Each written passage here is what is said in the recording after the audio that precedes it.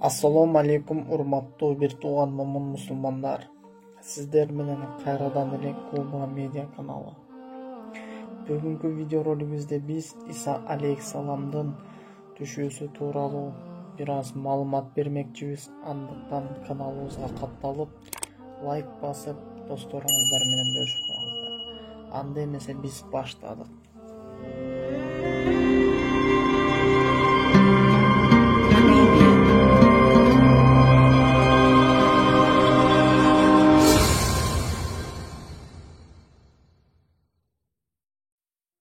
Иса пайгамбардын түшүүсү. Иса пайгамбардын асмандан түшүүсү бул кыяматтын чоң белгилеринин бири болуп саналат. Куран сүннөттө келгендей, Иса пайгамбар кыяматта жакын асмандан түшөт.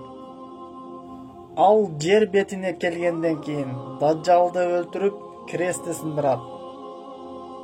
Ал Мухаммад Мустафа саллаллаху алейхи ва саллям пайгамбарга түшкөн шарият менен өкүм жүргүзүп, адилеттүүлүк менен башкарат. Ошондой эле адамдар таштап койгон пайгамбарыбыздын кээ бир шарият өкүмдөрүн кайрадан жандандырат. Андан кийин жер бетинде Аллах Таала каалаганчалык жашап өлгөндөн кийин жаназасы окулуп, сүннөткө ылайык көмүлөт. Иса пайгамбардын түшүүсүнө Курандан жана сүннөттөн далилдер. Аллах Таала айтты: чындыгында ал Иса пайгамбар, кыяматтын белгиси.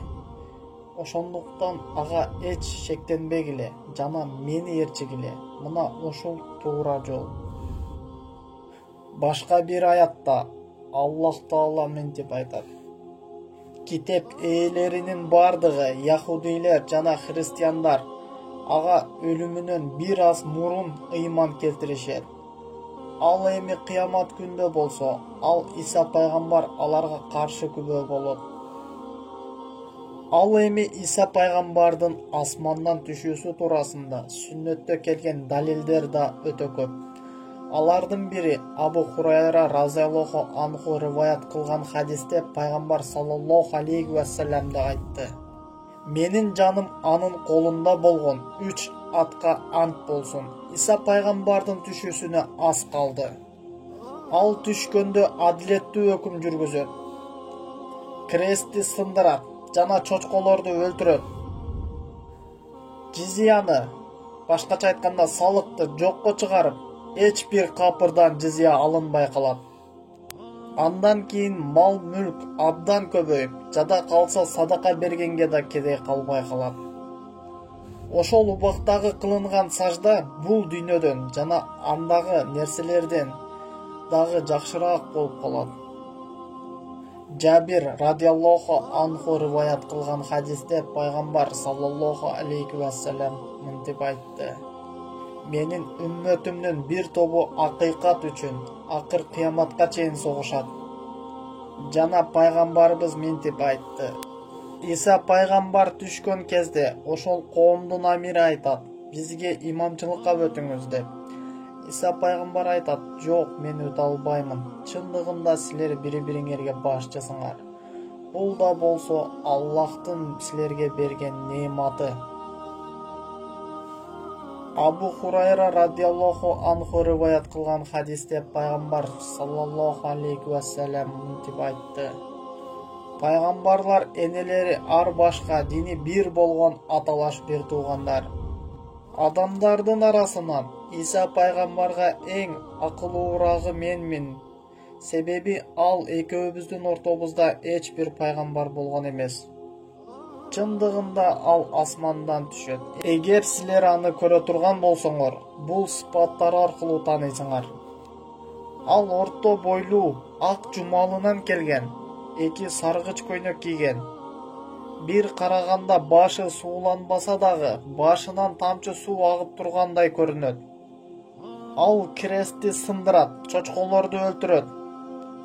Жизияны жокко чыгарып, адамдарды ислам динине чакырат. Иса пайгамбардын заманында Аллах Таала исламдан башка бардык диндерди жок кылат. Жана анын заманында жалганчы Даджалды дагы жок кылат. Андан кийин жер бетинде бейпилдик орнойт.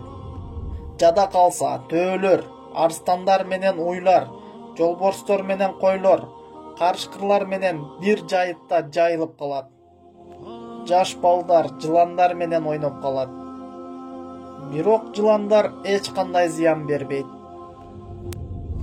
Иса пайгамбар 40 жыл жашайт. Андан кийин бул дүйнөдөн көз жумат. Ага мусулмандар жаназасын окушуп, мусулманча көмүшөт. Урматтуу бир тууганым, сиздер менен кайрадан эле Куба медиа каналы болду. Биздин каналыбызга катталганды унутпай, лайк басып, досторуңуздар менен бөлүшүп коюңуздар. Сиздер менен кийинки видеороликте сак саламатта көрүшкөндө Аллахым өзү насип кылсын. Саламатта калыңыздар. Ассаламу алейкум, урматтуу момун бир тууган мусулмандар. Бизде буюрса сонун жаңылык бар. Биз буюрса Аллах Тааланын ыраазычылыгы үчүн сооктуу иштерди биз баштадык. Командабыз менен Алга аттуу таксопаркты ачтык. Биздин таксопарктын башка таксопарктардан өзгөчөлүгү, бизге түшкөн каражаттын 30% биз Аллахтын ыраазычылыгы үчүн сооктуу иштерге, тагыраак айтканда, карыялар үйүнө, балдар үйүнө жана Москвада кыйналып Кыргызстанда кете албай жүргөн боордошторго жана мечиттерге жардам бермек. Биз айдоочуларды жумушка чакырабыз.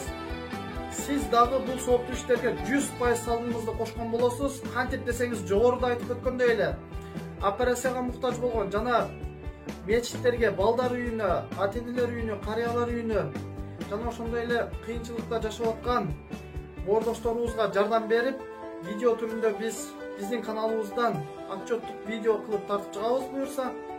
Ага сиздер айдоочулар себепчи болосуздар. Себеби сиздерден кызмат болгону Алга такси парк менен иштөө. Андыктан ушул номерлерге чалыңыздар. Сиздерге операторлор так жана маалыматтарды берет. Урматтуу бир тууганым, бул дүйнө өтө кыска. Андыктан сооктуу иштерге себепчи болуп калалы. Андыктан видеороликти таркатып, башкалар менен бөлүшүп коюңуздар. Жакшылыкты жеткирүү аны жасаган менен баралар.